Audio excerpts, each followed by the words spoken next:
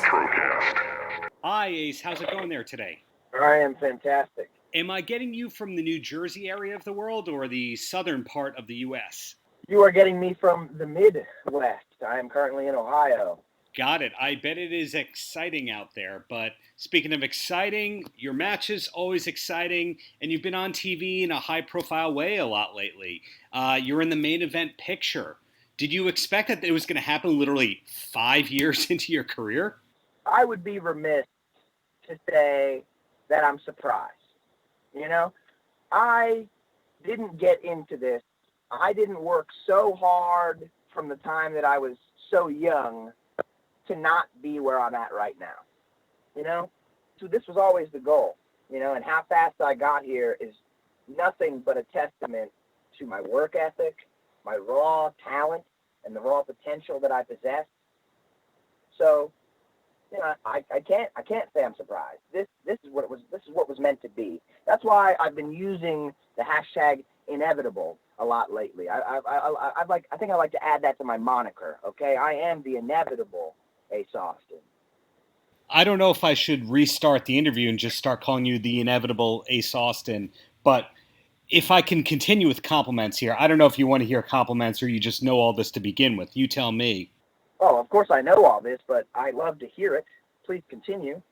Okay, so your entrance to the ring is one of the few entrances where everybody knows to look, yet there's no pyro, the music isn't anything stand out. Have you always been doing that entrance since you started in the professional spectrum? No, I haven't. When I first started wrestling, I started training when I was 17 years old out in Pennsylvania. And the Pennsylvania, like the State Athletic Commission, the laws were that I couldn't perform on a show until I was 18. So I had to train for, you know, almost a whole year before I was even allowed to get into the ring in front of a live audience. So when I first started wrestling, you know, purple was still my shtick. Purple was my favorite color, so I've always tried to have that as my underlying, you know, tone. Not professionally made, you know, very like fabric-y kick pads. I didn't have any entrance gear or nothing, but I still had the card, and I always had that. I've always had that ace up my sleeve.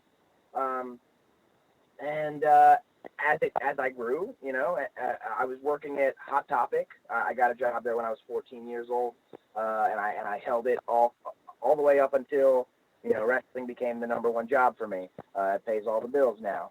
So, working at Hot Topic at the time, we got this sweet purple trench coat in the store. I had an employee discount. The coat went on clearance. Bada bing, bada boom. I paid almost nothing for it. I handmade the patch on the back of that trench coat, and I sewed it on myself by hand. It took forever. And then, you know, my look got even better, started to grow. I switched to trunks because I have amazing legs. And then the staff. I found the staff, and that was a very big moment for me. I remember seeing that staff for the first time, and I remember saying to myself, that is going to change everything about me, about my character, about my career. So I grabbed the staff, and then I didn't know what I wanted to do with it at first, you know, and I spent some time in some independent locker rooms with some of my friends after the show, trying to just think of a way to do this. I've always been big on presentation, you know. It's something I was taught, and innately it's just something that I kind of knew because I was big into musical theater when I was in high school and everything, and stage presence is something that, of course, we talked about a lot. Being able to kind of draw attention to you and be the most important person in the room. So I knew that I had to do something with this staff to you know, encompass that. Now, working as a young man on the independent level, you know, when you're working these shows in you know, in gyms and in VFW halls, there's not going to be pyro. There's almost never going to be smoke, nothing like that. So I decided to create my own sense of pyro, you know, and that's where the staff comes in. It's something that you can't look away from. It's something that nobody's ever seen before. And it was a combination of what I used to do for my entrance, the one-handed cartwheel thing. That's just something that people knew me for when I was in high school even. I used to do that one-handed cartwheel all the time when I was coming out onto the stage or anything like that. So I just kind of brought those two things together, and it definitely worked. You mentioned Hot Topic, which for anyone listening abroad may not know it, but it is a great retail store that has a lot of music and wrestling kind of gear and all that. Were you ever a punk rock kind of guy, or was wrestling always your number one? Wrestling was definitely number one. Wrestling has just been embedded in my brain as what I was destined to do from the time I was 4 years old. So my two favorite things growing up were pro wrestling and superheroes, actually. So and so going from that, Hot Topic was a store that I liked a lot when I was young. Like my sister shopped there back when it was like a gothic store, and then she kind of got me into it. I had a very diverse musical influence on me from everyone in my family, like my sister having a certain type of musical interest, my older brothers having very different types of musical interests. So they all kind of had all these bits and pieces. My mom was big into country music.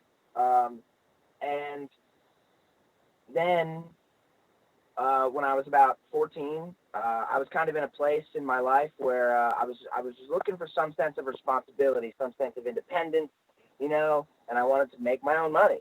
And that's where I was looking for some kind of I thought I'd have to get like a fast food job or something crazy, something crappy like that. But when I went into Hot Topic one day, I found out that they were looking to hire 14-year-olds, just like a boy and a girl, to try to appeal to like a younger crowd and maybe, just a concept. They kept me around because I did a good job. I worked hard. And so that opened up my musical taste even more. And then being in the musical theater, the show tune aspect, just a very wide range of lots of music.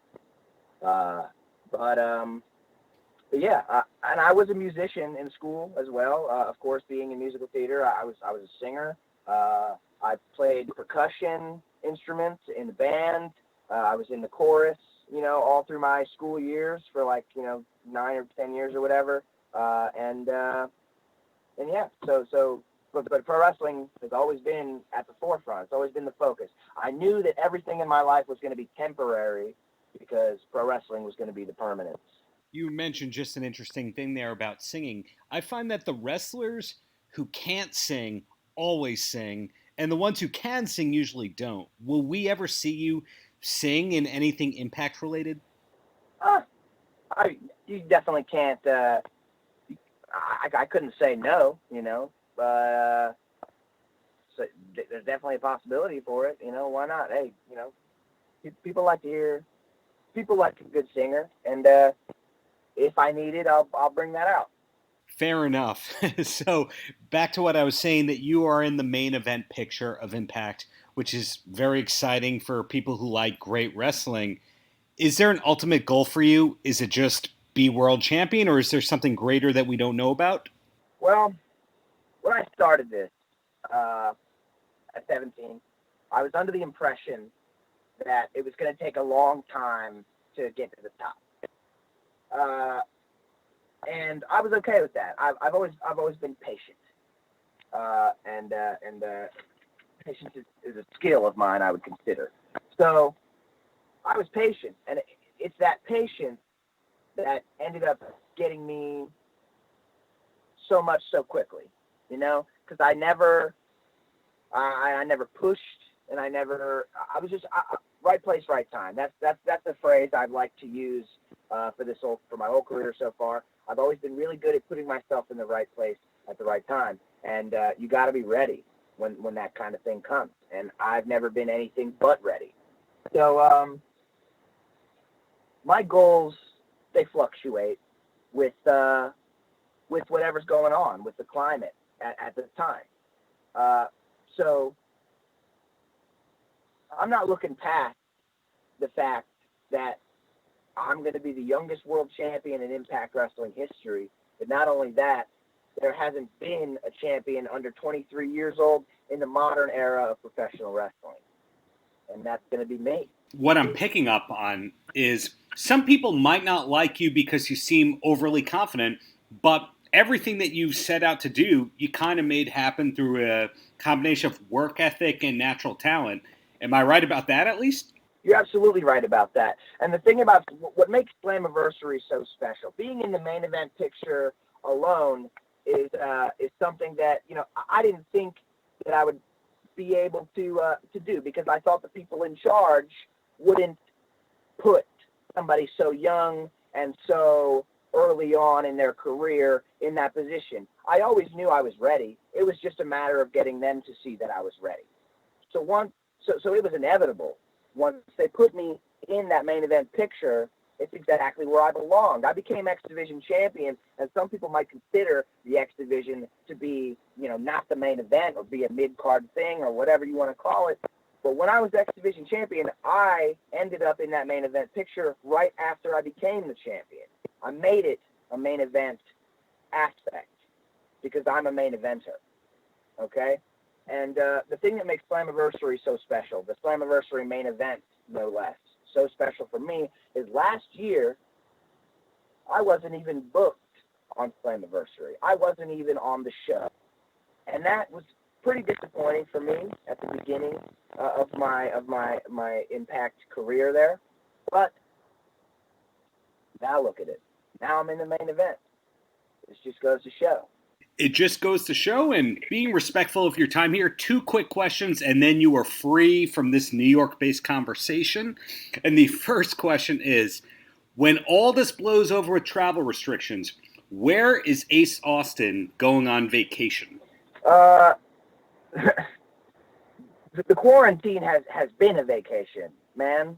I don't need a vacation. I don't need days off, okay? Pro wrestling has been the most important thing to me for as long as I can remember. For the entirety of my conscientious life, I have done everything with pro wrestling in mind. When I started wrestling, I refused to take time off. I didn't have bookings every single weekend when I was 18 years old, but what I did was I jumped in the cars. All the guys that I knew that had bookings, I went with to try to help set up the ring, to just look for those opportunities to put myself in the right place at the right time, as I said. And that was a major key in coming so far so fast, was just my face being seen so much. And then when they were finally like, hey, let's give this kid an opportunity, I smashed it every time.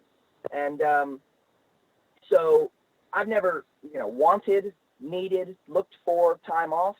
So the quarantine was just kind of an unwelcomed vacation for me.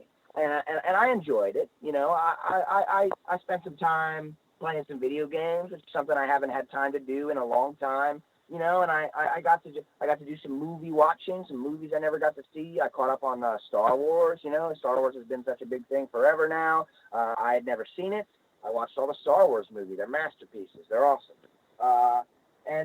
So when everything's lifted, I'm going straight back into week in, week out, nonstop work, because that's what work ethic. That's what it takes